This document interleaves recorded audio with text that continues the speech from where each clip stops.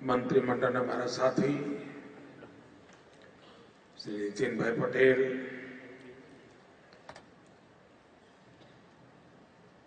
મંત્રીમંડળના અન્ય સાથીઓ, WHO ના પ્રતિનિધિ ડોક્ટર નાતા મેનાલ્ટે, યુનિસેફમાંથી પધારેલા ડોક્ટર જીની વિવી, श्री श्रीनाथ रेड्डी जी, मंचस्थ सर्वे महानुभावों, भाइयों और बहनों, तमने बधाने थतुं हशे कि चालो एक नवो पेशंट मળી ગયો।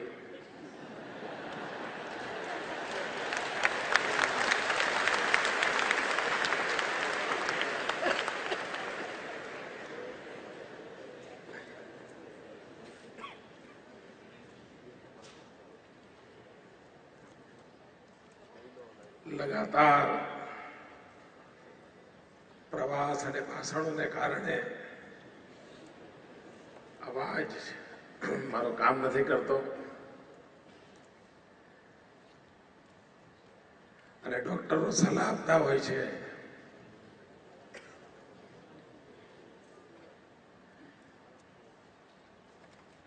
कि शरीरनो हद करता वधारे उपयोग समस्याओं नो करतो होय छे, परंतु क्यारेक क्यारेक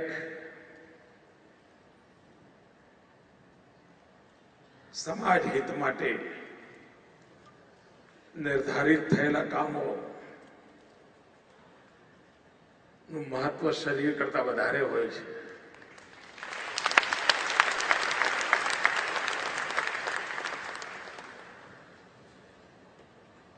मित्रों, जेम सेनाना जवानों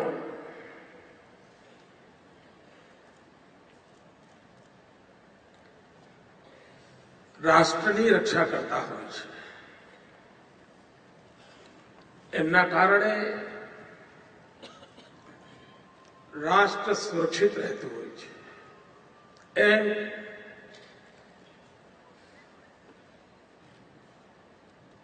समाजनी रक्षा, व्यक्तिना जीवननी रक्षा आप सौना द्वारा थती होय छे।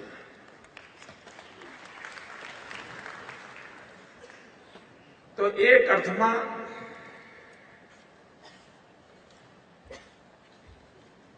बीमारनी सेवा करवी,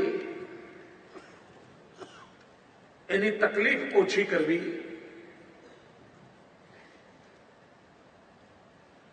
એટલું કામ મર્યાદિત કામ આપણું નથી। સંભવ છે કે પ્રાઇવેટ પ્રેક્ટિસ કરનાર ડોક્ટર માટે દર્દી અને ડોક્ટર તરીકેનો નાતો હશે,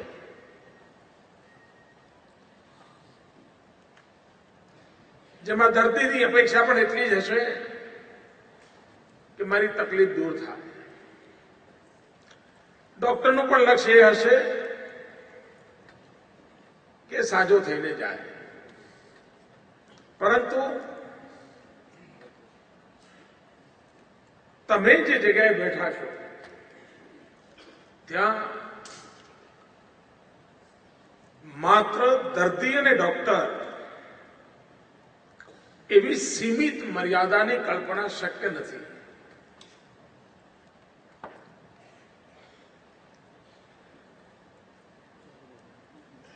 આપણે ત્યાં જેમ એક શિક્ષકની કલ્પના કરવામાં આવી છે,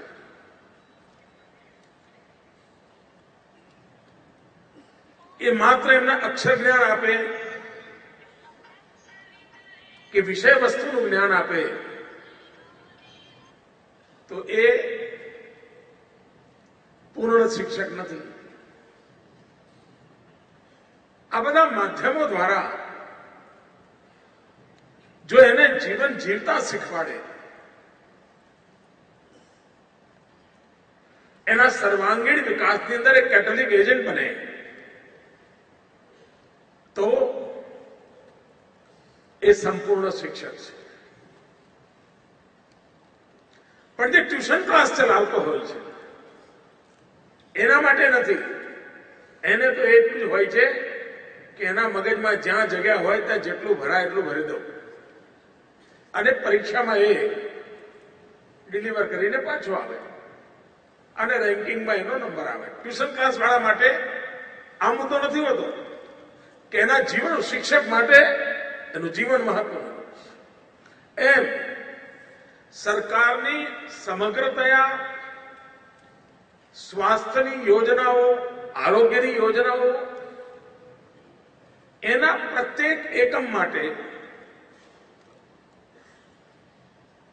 માત્ર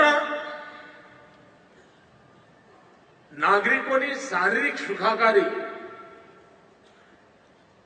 એવો સીમિત અર્થ નથી. અને જ્યાં સુધી એક કોમ્પ્રિહેન્સિવ એપ્રોચ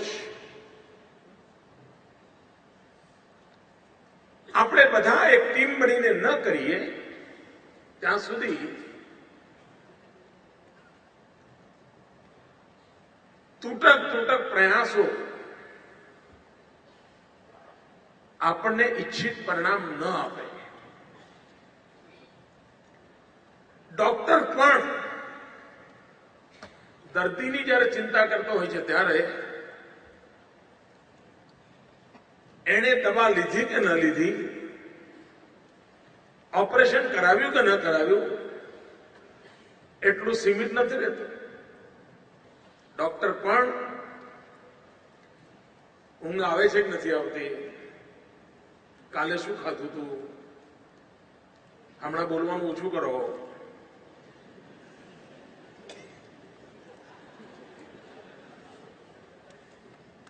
ઘરના લોકોને સૂચના આપે કે એમને તણાવ પેદા થાય એવી વાતો ન કરો, જઈને હળવી વાતો કરો. એનો અર્થ એ થયો કે શરીર વિજ્ઞાન ઉપરાંત અનેક એટલા બધા બાબતોનો એને સ્પર્શ કરવો પડે છે. ઇવન ઘરમાં પણ પૂછે કે હમણાં દિવાલને નવો રંગ નથી કર્યો ને, કયું પેન્ટ વાપર્યું છે, એની તો કઈ પેશન્ટ પર અસર નથી ને. એને એક સર્વાંગીણ દ્રષ્ટિથી જોનાર ડોક્ટર માત્ર શરીરની રચનાની મર્યાદાઓમાં રહીને ક્યારે આરોગ્યની ચિંતા નથી કરી શકતો. એવી જ રીતે સંસ્થાગત રીતે હેલ્થ ડિપાર્ટમેન્ટ હોય, હેલ્થ ડિપાર્ટમેન્ટનું એક નાનકડું એકમ હોય, એ પણ માત્ર બીમારોની સારવાર કરે એ પૂરતું નથી.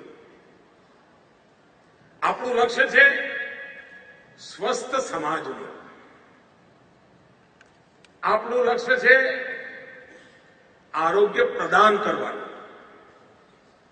આપણું લક્ષ્ય છે બીમારી પ્રવેશ ન કરે તેનું.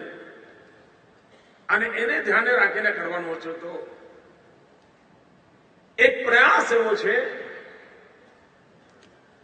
કે સર્વાંગીણ રીતે એક સરકાર બધા મળીને આ સેક્ટરમાં આપણે કેવી રીતે કામ કરી શકીએ. જ્યાં સુધી લક્ષ્ય નિર્ધારિત ન કરીએ, રોડમેપ તૈયાર ન કરીએ, રિસોર્સ મોબિલાઇઝ ન કરીએ, હ્યુમન કેપિટલનું ઓપ્ટિમમ યુટિલાઇઝેશન ન કરીએ, ત્યાં સુધી આપણે ધાર્યું પરિણામ ન મેળવી શકીએ. દરેક જગ્યાએ સદનસીબે ગુજરાતમાં લગભગ બધા ક્ષેત્રોમાં અન્યની તુલનામાં આપણી કામગીરી ઉત્તમ રહી છે અને પરિણામકારક પણ રહી છે.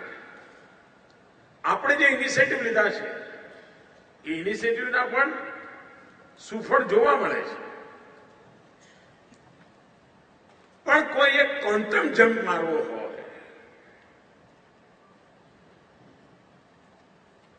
પહેલા બધા 40ની સ્પીડે ચાલતા હોઈએ, 41 થઈએ, 42 થઈએ, 45 થઈએ, 50 થઈએ, પણ 40 માંથી સીધા 90 પર જવું હોય તો શું કરવું પડે?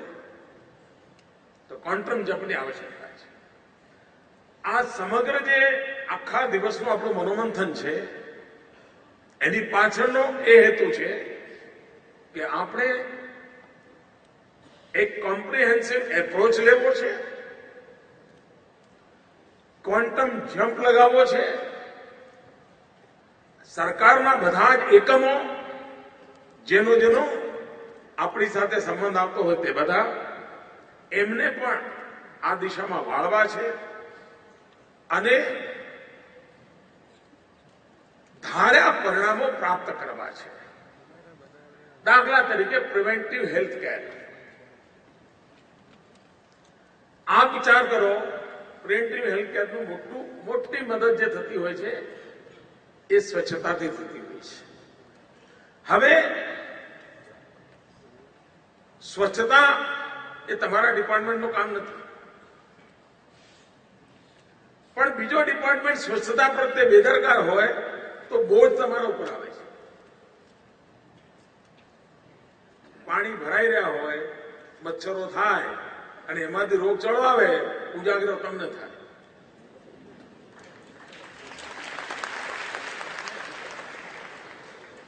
એનો અર્થ એ થયો કે તમે અને પેલા પાણીની છીટકા કરવા વાળા જો પહેલેથી સજાગ થઈને વિચાર કર્યો હોત તો ઓછા ઉજાગરાથી તમને લાંબા સમયનો આરામ મળ્યો હોત. આ સમસ્યાના સમાધાન માટેની મારી મથામણ છે અને આ બધું શક્ય છે મિત્રો, આ શક્ય છે. દાખલા તરીકે આપણે ત્યાં કઈ કન્યા કેળવણી માટે કામ નહોતું થતું એવું નહીં, કામ થતું હતું, પરંતુ ક્રમિક વિકાસ થતો હતો. લોકો પોતાની રીતે ઇનિશિયેટિવ લે, દીકરીઓને ભણાવે.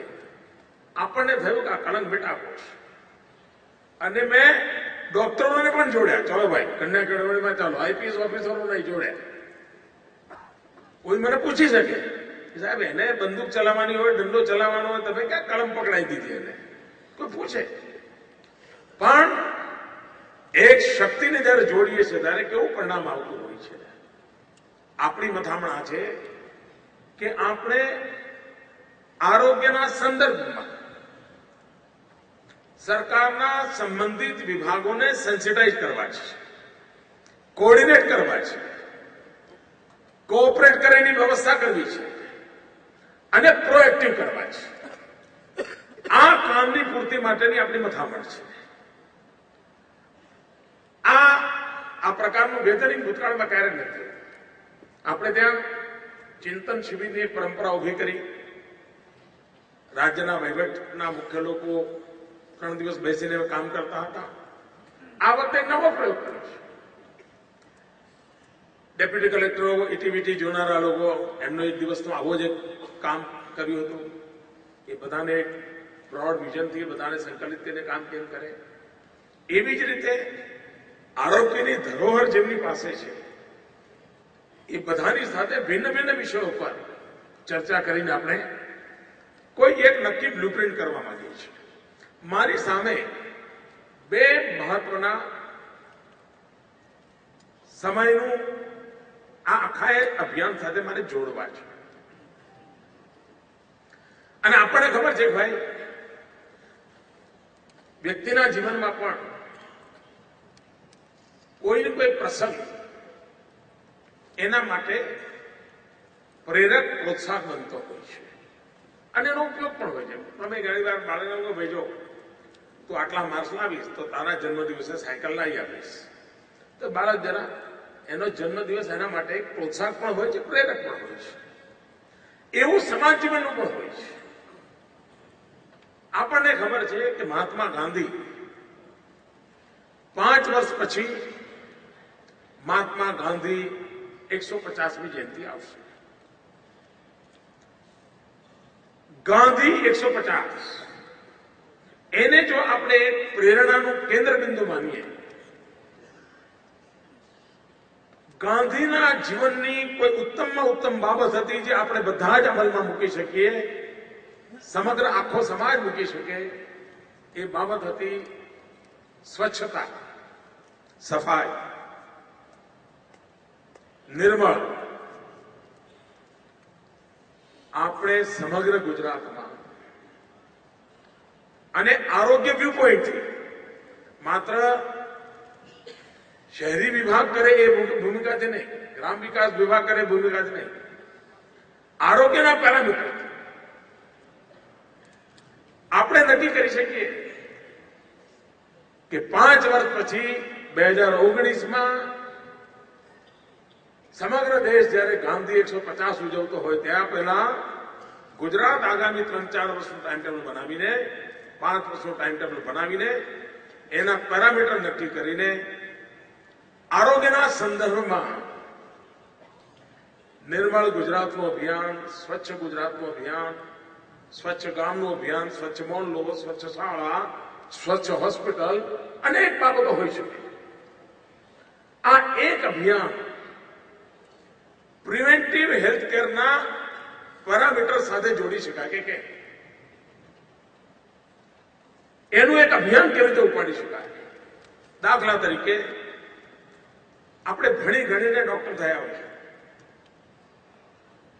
ગામના બાળકને પણ બચપણમાં ડોક્ટર બનવાની ઈચ્છા થતી હોય છે. એ પોતાની રીતે દોરીમાંથી સ્ટેટોસ્કોપ બનાવીને રમતો હોય છે, કારણ કે એના મનમાં છે કે ડોક્ટર એક મોટી બાબત છે. આપણે આટલી બધી ચિંતા કરીએ છીએ, કોઈ વાર એમ થાય કે હું કમસે કમ આરોગ્યનો જાણકાર હોવાના કારણે, ચાહે હું નર્સિંગમાં હોઉં, પેરામેડિકલ બાકી વ્યવસ્થામાં હોઉં, ફિઝિયોથેરાપિસ્ટ હોઉં, ડોક્ટર હોઉં, કમ સે કમ સપ્તાહમાં 1 કલાક હું કોઈ શાળામાં જઈને સ્લાઇડ શો દ્વારા, વિડીયો સરસ બધી ઇન્ટરનેટ પર બધું અવેલેબલ હોય છે, અને એકત્ર કરીને 1 કલાકનું આરોગ્ય બાબતમાં નાની ટિપ્સ બાળકોને આપવું. તમારું આ 1 કલાકનું ઇન્વેસ્ટમેન્ટ તમારા 100 કલાક બચાવવાનું કારણ બની શકે છે. તમારો બોજ હળવો કરવામાં આ એપ્રોચ તમને કેવી રીતે કામ કરી શકે છે. એ જ રીતે ગામની અંદર મહિનામાં 1 વાર સમાજના અગ્રગણ્ય લોકોને બેસાડીને આરોગ્ય વિષયક બાબતો. આપણા સમાજમાં પરંપરાગત રીતે પર્સનલ હાઇજીન એને ધાર્મિક બાબતો સાથે જોડી દેવામાં આવ્યું.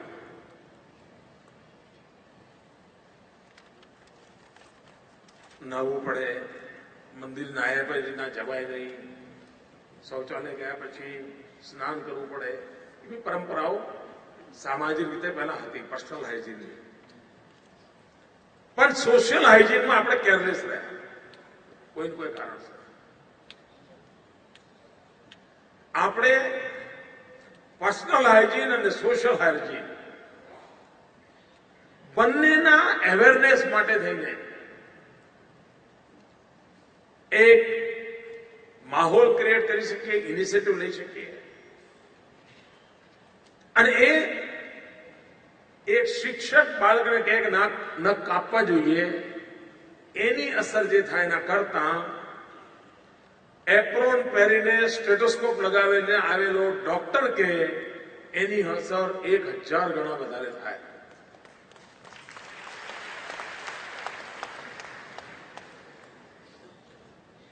બાળકને એની માં કે તું આ ખાના ન ખા, એના ગળે ન ઉતરે. માનો પ્રેમ ઘણી વાર એટલો બધો આડે આવે કે કદાચ એમાં પરિણામ પણ ના મળે. પણ એ જ વાત શાળાની અંદર ડોક્ટરે સમજાવી હોય, બાળકનો સ્વભાવ હોય છે જીવનભર એનામાંથી જાય નહીં, એના મગજમાંથી જાય જ નહીં. એની પ્રકૃતિ હોય. આપણામાં પણ એવું હશે, બચપણમાં જે ચીજો આપણા મગજમાં આવેલી હશે, જો રજીસ્ટર થઈ હશે તો આજે પણ કોઈ પણ ચીજ આવતી હશે તો પણ પેરામીટર તરીકે પેલી બચપણની વાત કામ કરતી હશે. ભાઈ આ મારા મનમાં પડેલો વિચાર એના ત્રાજવે આ વાત ફીટ બેસે છે કે નથી બેસતી. આ એક કામ એવું છે કે જેને આપણે આપોઆપ કરાવી શકીએ. એ જ રીતે અર્બન હેલ્થ એમાં એક નવો પ્રયોગ કરી શકાય કે દાખલા તરીકે નગરના પ્રાઇવેટ ફેમિલી ડોક્ટર તરીકે કામ કરનારા લોકો, આરએમપી તરીકે સેવા આપનારા ઘણા બધા લોકો હોય છે આજકાલ. કોઈક વાર બેસીને ગેટ ટુગેધર અને એ મહિનામાં બીમારીનો ટ્રેન્ડ શું રહ્યો છે. ઘણીવાર શું હોય છે કે ધીરે ધીરે એક વિશિષ્ટ પ્રકારનો રોગ પ્રસરતો જતો હોય છે, પણ આપણે માત્ર પેશન્ટને જોતા હોઈએ છીએ. સેંકડો પેશન્ટને જોનારા બધા ડોક્ટરો મળીને ચર્ચા નથી કરતા કે આ નવું આવ્યું છે, શું થવા માંડ્યું છે, અચાનક મેલેરિયાના પેશન્ટ કેમ બનવા માંડ્યા છે, અચાનક ડાયરિયાનું શું થયું છે. ડાયરિયાનું થયું છે તો પછી મ્યુનિસિપલ કમિશનરના લોકો જોડે બેસાડી ભાઈ જુઓ તો ખરા કે આ પાણીની પાઇપલાઇનમાં ગડબડ તો નથી થઈ ને. આપણે એજ આ ડોક્ટર બધું કરી રહ્યા છીએ. ડાયરિયાના પેશન્ટ આવે, દુનિયાભરની દવા ઉપર ફોન કરીએ ભાઈ દવા ખૂટી ગઈ છે મોકલો, આ બધું ચાલ્યા કરતું હશે.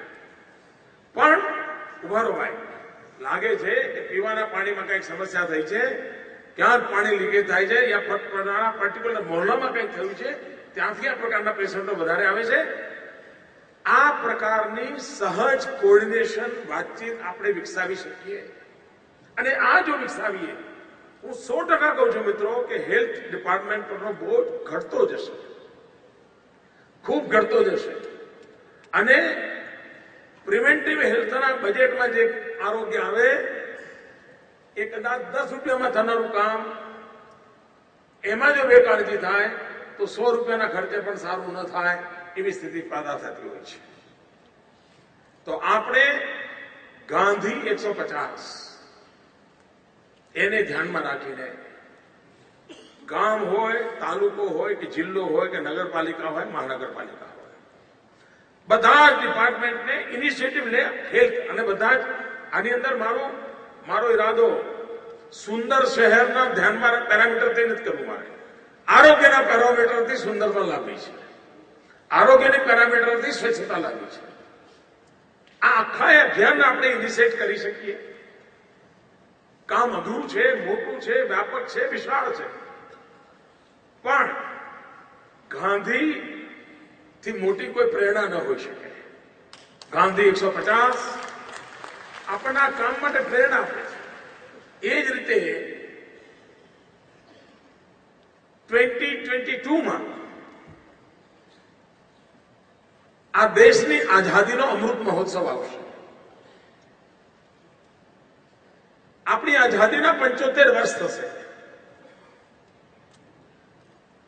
કોઈ પણ દેશ આ અવસરોને જેમ આઝાદી મેળવવા માટે 100 વર્ષ સુધી લોકોને લડવાની પ્રેરણા મળી, એ આઝાદીનું અમૃત પર્વ આપણને આગામી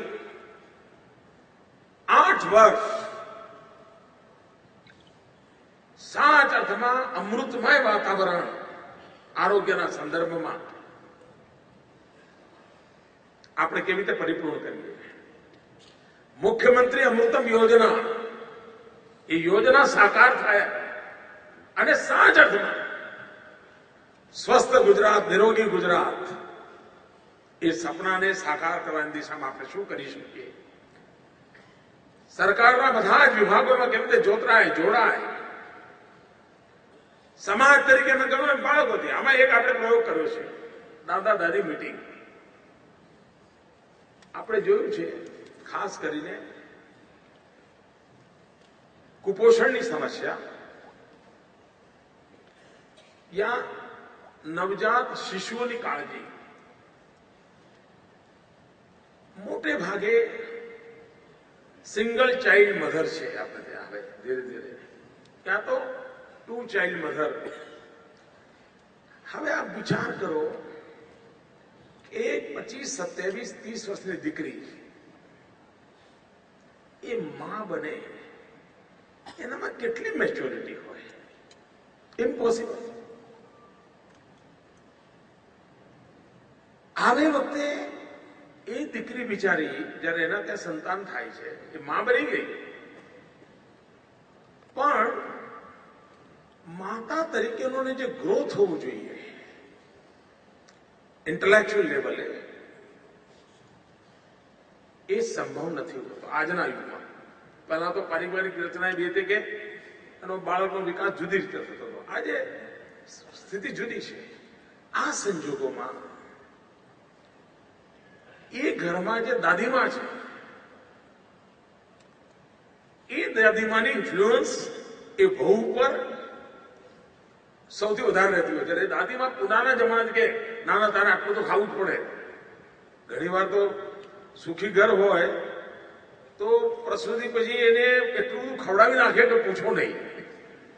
એને ખબર નથી હોતી શું ખવડાવવું શું નહીં ખવડાવવું. આપણે ત્યાં આજે પણ બાળકના ઉછેરમાં દાદી માનો બહુ જ મોટો રોલ છે નવજાત શિશુ માટે. અને જો જેટલા પ્રમાણમાં આપણે આ દાદીમાને જાગૃત કરીએ કે જો આ થવું જોઈએ, આ થવું જોઈએ, આ થવું જોઈએ, તો દાદીમાં પોતાના જીવનના અનુભવને કારણે એ ખૂબ સારી રીતે વહુની પણ કાળજી લેશે, પ્રસૂતિ પછી બાળકની પણ કાળજી લેશે. દાદીને જોડવા પાછળનો મારો આગ્રહ આટલા માટે છે.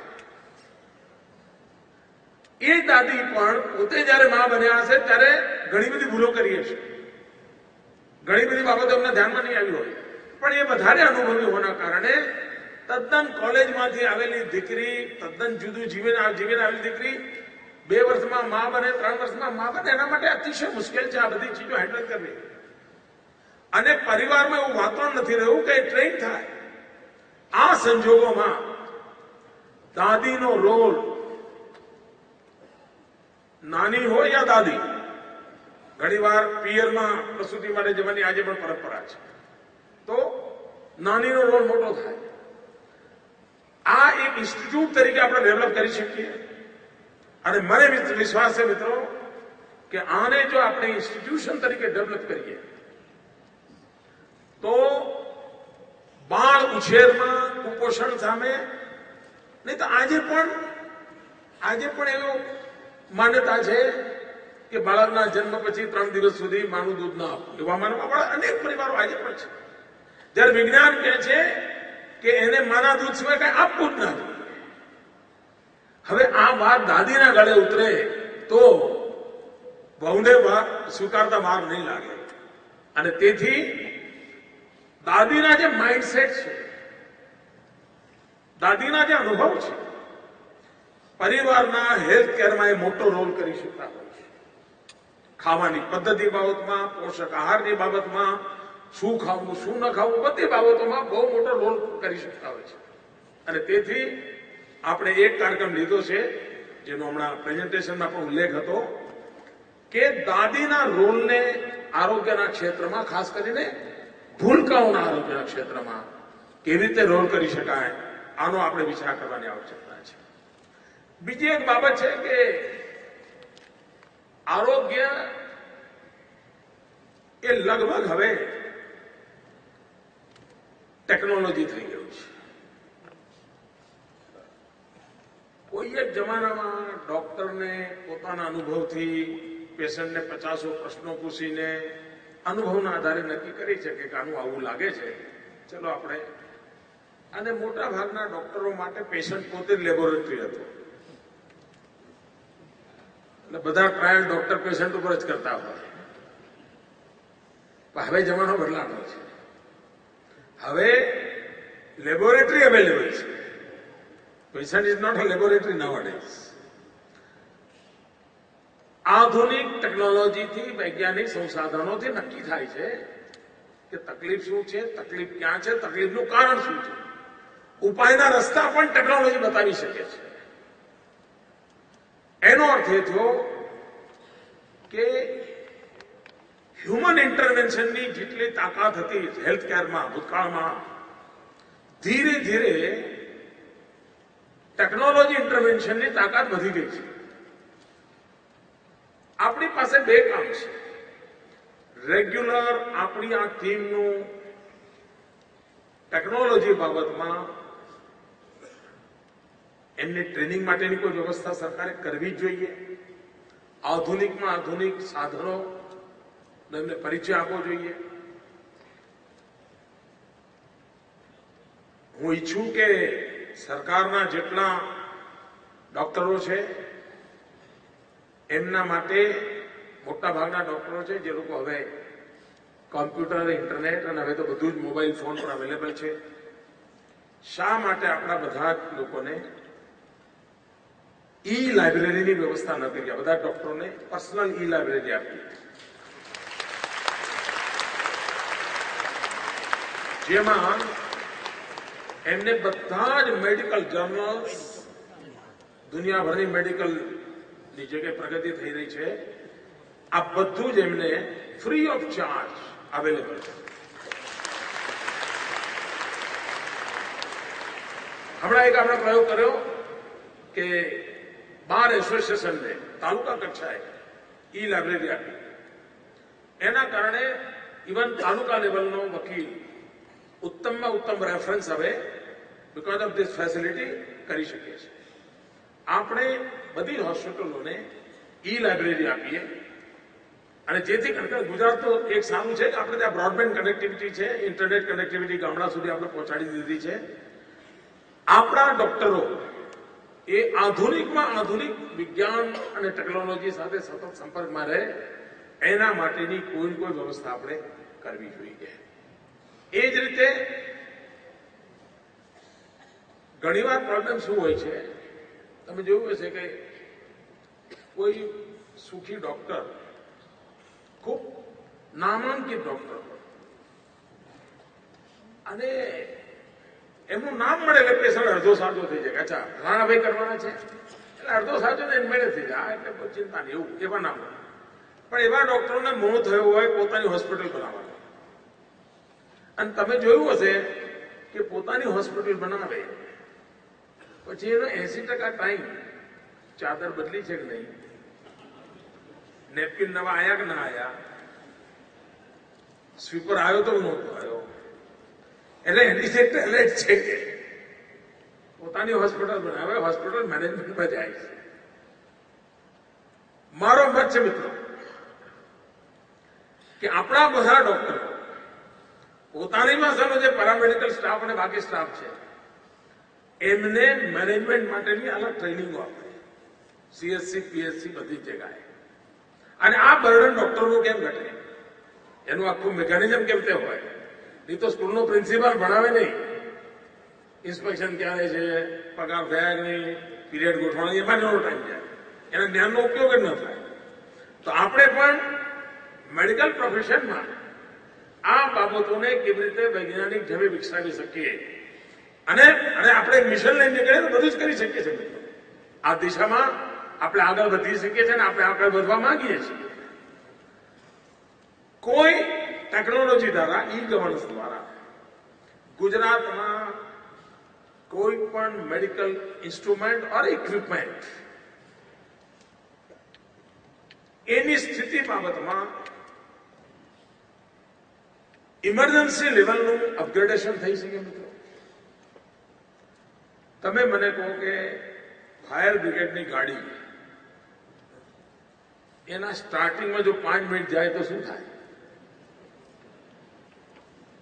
ખાલી ગાડી ચાલુ થવામાં 5 મિનિટ જાય તો શું થાય? એનો કે એને ફાયર ફાઈટર જે હોય એને પોતાની ગાડી ઇમિડિયેટ ક્વિક સ્ટાર્ટ થાય રાખવી જ પડે ભાઈ, નહીં તો શું થઈ જાય આપણને અંદાજ આવે છે. મેડિકલની ઇમરજન્સી તો એના કરતા વધારે છે.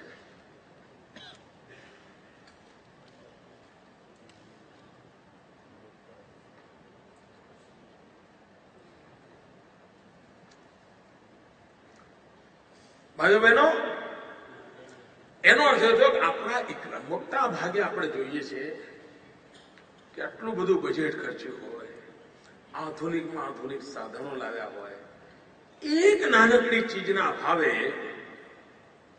આપણું કામ અટકી ગયું. અને પ્રોસેસ એટલી લાંબી હોય કે છે મિનિસ્ટર સુધી ફાઇલ લાવવી પડે એવી પ્રોસેસ હોય.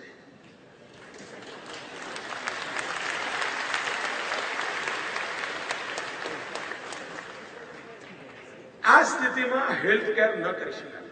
પહેલાના જમાનામાં ચાલે, કારણ કે ત્યારે એકાદ સાધન આમ તેમ હોય તો કઈ બહુ એના આધારે ચેલા. અત્યારે ટેકનોલોજી સિવાય મેડિકલ હેલ્થ કેર સંભવ જ રહી નથી. આખી સ્થિતિ એટલે જે નવા સ્ટુડન્ટ આવે છે એ સ્ટુડન્ટ પણ ટેકનોલોજીથી જ શરીરને સમજી શકે છે. ટેકનોલોજી સિવાય સમજી શકે નહીં, એમાં ડોક્ટરો મળવા મુશ્કેલ છે. અને આ સંજોગોમાં આપણા બધા સાધનો એને મહાત્મા કેવી રીતે અપાય. અને મને લાગે છે મિત્રો કે આ બાબતમાં ખૂબ ઉદાસીનતા છે. અરબો ખરબો રૂપિયાના સાધનો ખરીદેલા માટે છે.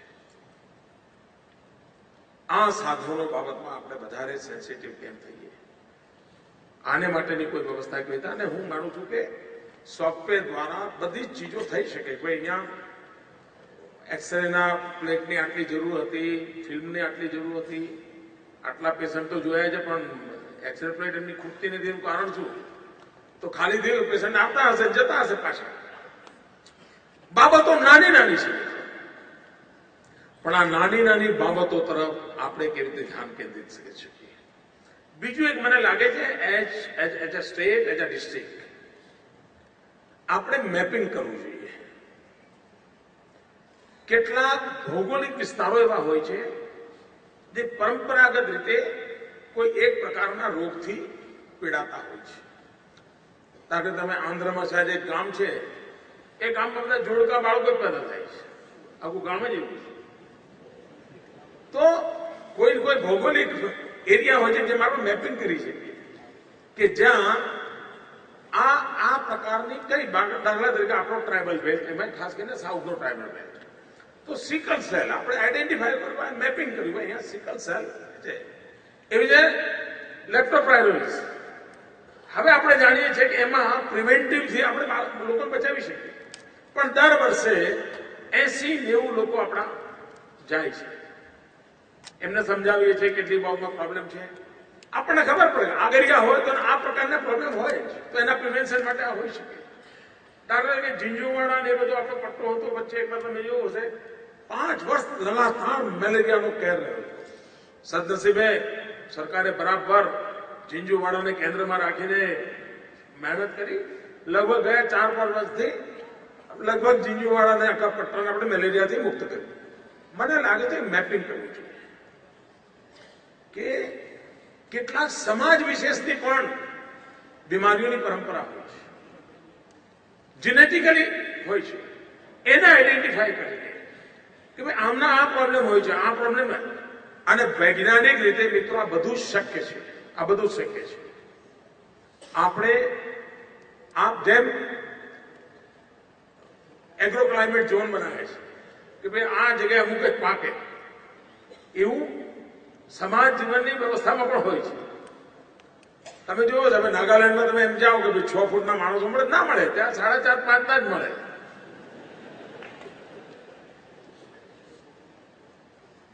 પંજાબી મળે તો આપણે આમ જ જોવું પડે, આપણને ખબર છે ભાઈ.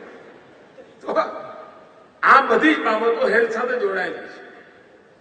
હેલ્થ સાથે જોડાયેલી છે. મિત્રો મને લાગે છે કે આપણે ત્યાં વૈજ્ઞાનિક રીતે આ બધી બાબતોનું મેપિંગ કરીને એના માટેના પ્રોએક્ટિવ સ્ટેપ શું હોઈ શકે એનો આપણે કેવી રીતે વિચાર કરી શકીએ. અને એના પ્રોએક્ટિવ સ્ટેપ આપણે લઈએ તો ઘણું કરીને આપણે આ સમસ્યાઓમાંથી બહાર આવી શકીએ. મેં બીજું પણ એક સૂચન કર્યું છે કે જેમ આ પ્રકારે આપણે કાર્યક્રમ કર્યો છે એમ મહિનામાં એકવાર જોનલ, ફરી એકવાર ખૂબ area specific, disease specific, problem specific મહિનામાં એકવાર કોઈ જગ્યાએ આ પ્રકારે માનો કોઈ ટ્રાઇબલ બેલ્ટ છે, પણ ટ્રાઇબલ બેલ્ટમાં કઈ સમસ્યાઓ છે, વ્યવસ્થાની સમસ્યાઓ, બીમારીનો પ્રકાર શું છે, કોસ્ટલ છે, સમુદ્ર તટના લોકો છે, આગરિયાઓ છે, આ બધાના અલગ અલગ પ્રોબ્લેમ છે. એના એ વિસ્તારમાં કામ કરતા ડોક્ટરોના, પેરામેડિકલ ફોર્સીસના બધાના કેવી રીતે આપણે લાભ લઈએ. આપણે મથામણ આદરી છે ઇન્ફ્રાસ્ટ્રક્ચરમાં. હવે 2007-8 ની અંદર આપણું બજેટ માંડ 1200-1300 કરોડ. આજે આપણે બજેટ હેલ્થનું કર્યું છે લગભગ 5500-600 કરોડ, 5500-5600 કરોડ કરી દીધું છે. તો હું નથી માનતો કે ગુજરાતમાં આજે પૈસાના કારણે કોઈ કામ અટકેમ છે. આપણું કામ આ છે કે બદલાયેલા સંજોગોમાં આપણા આખા એપ્રોચને કેવી રીતે બદલીએ. અને માત્ર ડોક્ટર નહીં, માત્ર પેરામેડિકલ ટીમ નહીં, સમગ્રતયા સરકારી સંસાધનો હેલ્થ વ્યૂ પોઈન્ટથી કેવી રીતે જોડીને કામ કરી શકે. હવે દાખલા તરીકે આપણે કેટલાક ગામોમાં પ્રયોગ કર્યો કેટલ હોસ્ટેલનો. કેટલ હોસ્ટેલના કારણે હેલ્થ વ્યૂ પોઈન્ટથી એ ગામમાં શું અસર થઈ. કેટલ હોસ્ટેલ એ હેલ્થ ડિપાર્ટમેન્ટનો વિષય નથી, પણ કેટલ હોસ્ટેલ થવાના કારણે ગામના 900 પશુ ગામની બહાર હોસ્ટેલમાં રહેવાના કારણે ગામમાં જે સ્વચ્છતા આવી, એના કારણે ગામના આરોગ્યમાં જે સુધારો થયો છે એ તો હેલ્થ ડિપાર્ટમેન્ટનો વિષય છે. એણે ચેક કર્યું કે ભાઈ આ કેટલ હોસ્ટેલ બની આટલો મોટો ફાયદો હેલ્થ સેક્ટરમાં થયો, એનો અર્થ ultimately we are beneficiary as a society. માની લો કે ઘણી જગ્યાએ આપણે ઈચ્છીએ છીએ કે ભાઈ ગોબર ગેસનો પ્લાન્ટ નાખે. ગામડામાં ગોબર ગેસના પ્લાન્ટ એ માત્ર ગેસ ઉત્પાદન કરવા માટે પૂરતા નથી, આખા ગામના આરોગ્યનું એ મોટું કેટલિક એજન્ટ બની શકે છે. આપણે એ વ્યૂ પોઈન્ટથી એ કામને જોયું. થાય છે શું આ બધી યોજના તો એક ડોક્ટર પણ કહે છે કે નહીં તમે આ શું કરવા કરો, તમે ગામમાં 4 ગોબર ગેસનો એક સામૂહિક પ્લાન્ટ બનાવી દો. તમે જુઓ તમારા ગામમાં તે બીમારી ગઈ સમજજો. આપોઆપ ચીજો આવવા માંડશે. હવે ડોક્ટરનું આ કામ નથી. ઘણી વાર પશુનો રોગ મનુષ્ય માટે પણ જીવલેણ બનતો હોય છે. પશુ ચિકિત્સા એ તમારો વિષય નથી, પણ પશુ ચિકિત્સાની બેદરકારી તમારા માટે બોજનું કારણ બની શકે છે. જવાબ તમારે આપવો પડે. શું થયું ભાઈ, કેમ આ માંદા પડ્યા, કેમ મર્યા, કેમ આ એપિડેમિક થયો, કારણ હોય પશુ. તો તમારા આરોગ્ય સાથે પશુ આરોગ્યના ડિપાર્ટમેન્ટ સાથેનું કોઈ કોર્ડિનેશન છે. હું માનું છું કે હોલિસ્ટિક એપ્રોચ સાથે સમગ્રતયા એક બદલાવની આવશ્યકતા હું જોઉં છું. અને આજે એક શુભ શરૂઆત ડિપાર્ટમેન્ટે કરી છે. અને જ્યારે હું તો દોડમાં હતો, પણ એક દિવસ અડધો કલાક હું બેઠો હતો બધા અધિકારીઓ સાથે. એટલું માઇન્યુટલી એમણે કામ કર્યું છે, એટલા ખંતથી કામ કર્યું છે. અને હું 100% માનું છું કે આ પ્રયોગ આવનારા દિવસોમાં ગુજરાતને ખૂબ ઉપકારક થવાનો છે, બહુ જ ઉપકારક થવાનો છે. મિત્રો, તમે બધાએ જે મહેનત કરી છે, જેના કારણે આપણે બધા જ પેરામીટરમાં આજે આગળ નીકળ્યા છે. અને એટલા માટે થાય ભાઈ એનો અર્થ એ તો કે આપણે હજુ વધુ સારું કરી શકીએ છીએ. ના થયું હોત તો પછી મારી હિંમત ના થાત તમને કહેવાની. પણ તમે કરી શકો છો, નક્કી થઈ ગયું છે. અને કરી શકો છો, નક્કી થઈ ગયું છે. તો આપણે ગાંધી 150 અને આઝાદીનું અમૃત પર્વ એ એક રાજ્ય માટે ઉત્તમ સેવાનો ક્ષેત્ર તરીકે કેવી રીતે પ્રસિદ્ધ થાય, અને આ માનવતાનું ઉત્તમમાં ઉત્તમ કામ છે. મિત્રો, હું ઈચ્છું કે આપ સૌ મિત્રો આજે દિવસભર મંથન કરીને જે એક્સપર્ટ લોકો આવે છે એની મદદ લઈને એ જ રીતે એક નાનો વિષય મને યાદ આવે. આપણે ત્યાં અન્ય જેટલી સ્ટ્રીમ છે ને પરંપરાગત, એને પણ ખરેખર ગામડા લેવલે એકત્ર કરવા જેવી છે.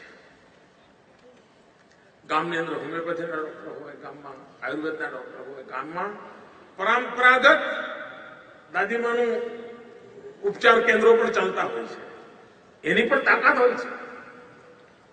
આ બધી બાબતોને પણ કોઈ રીતે જોડવી જોઈએ. એ જ રીતે દાખલા તરીકે આપણે જોયું છે કુપોષણ. ઘણીવાર પ્રસૂતા માતાની પૂરી કાળજી લેવાની હોય, બાળક પણ તંદુરસ્ત જન્મ્યું હોય, કુલ મિલાકર કે બધા જ પેરામીટરમાં પરફેક્ટ એનું વેટ ચાલ્યું હોય, પણ દાંત આમાં શરૂ થાય એટલે એને ડાયરિયાનો પ્રોબ્લેમ શરૂ થાય. અને આ નાનું ભૂલકું એને 3-4 દિવસ ડાયરિયા થયું એટલે તમારું કુપોષણના બધી મહેનત નકામી. એ એકદમ તમારું કુપોષિત બાળકમાં આવી જાય. કારણ શું? સારું કુટુંબ, હેલ્ધી કુટુંબ બધું જ હોય, બધું જ કાળજી લે.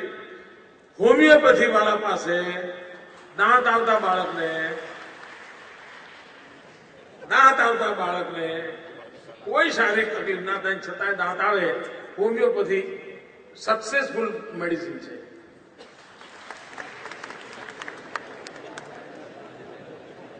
આપણને એમ થાય કે આપણા બધા ડિપાર્ટમેન્ટ આ નવજાત શિશુની માતાને સમજાવે કે આ મીઠી મીઠી ગોળીઓ બાળકને ખવડાવજે દાંત આવાન થાય ત્યારે. દરેક માને માટે ચિંતાનો વિષય હોય છે. બાળકને દાંત આવાન થાય એટલે બાળક બિલકુલ નંખાઈ જાય. આ કેમ? તો હોમિયોપેથી વાળો એની જગ્યાએ બેઠો છે, કુપોષણ વાળો બીજી જગ્યાએ બેઠો છે, ડોક્ટર બિચારો ઇન્જેક્શન આપ્યા કરે છે. મારે આમાંથી હોલિસ્ટિક કોમ્પ્રિહેન્સિવ એપ્રોચ અપનાવવો છે. આ મથામણ એના માટે છે. અને હોમિયોપેથીના મિત્રોને તાલી પાડવાનું મન થયું. ખૂબ ખૂબ શુભકામનાઓ મિત્રો. Thank you.